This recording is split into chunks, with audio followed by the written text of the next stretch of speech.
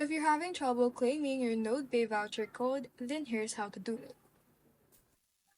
To claim a Nodepay voucher, you will generally need to visit the official claim page for the airdrop, log into your Nodepay account, verify your eligibility, and then claim your tickets.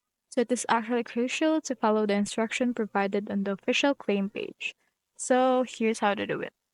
You should go in and you should search the official claim page of the Nodepay.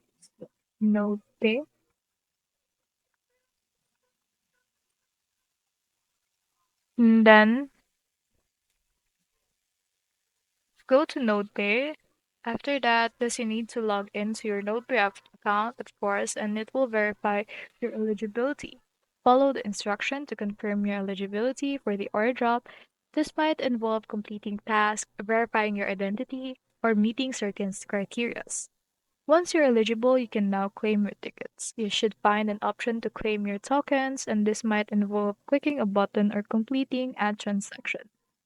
So, after claiming, you should ensure you follow any instruction for securing your tickets, such as adding them to your wallet or following them for other security protocols. So, this is what it should look like. Then you can claim your voucher with your Node